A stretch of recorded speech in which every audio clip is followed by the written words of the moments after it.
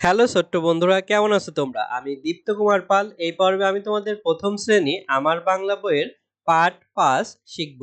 দেখো এখানে আছে আঁকা আঁকি। আ চন্দ্রবিন্দু আকার কয়াকার। আঁকা, আ চন্দ্রবিন্দু আকার কহসী। আঁকি, আঁকা আঁকি। দেখো নিচে লেখা আছে দাগ দেই ও রং করি।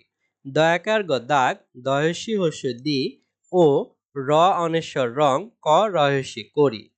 তো এখানে দেখো বিভিন্ন ধরনের আমরা চিহ্ন দেখতে পারছি বা রেখা দেখতে পারছি। এগুলো তোমাদের দাগ দিয়ে আঁকতে বলছে এবং রং করতে বলছে।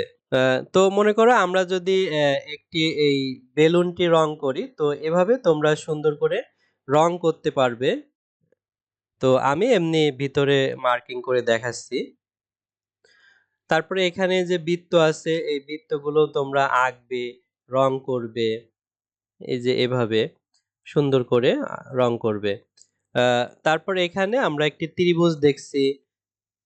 এই ত্রিভুজটি তোমরা রং করতে পারো।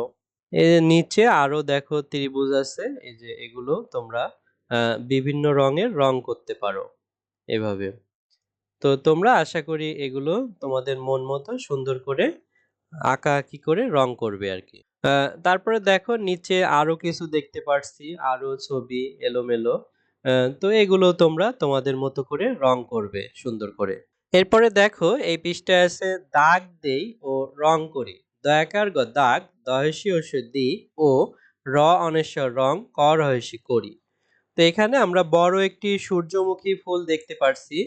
এই সূর্যমুখী ফুলের পাপড়িগুলো এবং ভিতরের অংশগুলো তোমরা রং করবে। দেখো আমি একটু রং করে তোমাদের দেখাচ্ছি। এভাবে পাপড়িগুলো হলুদ রং করতে পারো বা তোমাদের কাছে যেই রংটা ভালো হয় সেই রংটি করতে পারো। এভাবে বিভিন্ন ধরনের রং দিয়ে তোমরা এই সূর্যমুখী ফুলটি রং করবে এবং অন্যান্য জিনিসগুলো রং করতে পারো। তো আজ আমাদের ভিডিও এই পর্যন্তই। এর পরের ভিডিওতে আমরা পরবর্তী পাঠ আলোচনা করব। আমাদের চ্যানেলটির সঙ্গেই থেকো। ধন্যবাদ তোমাদের।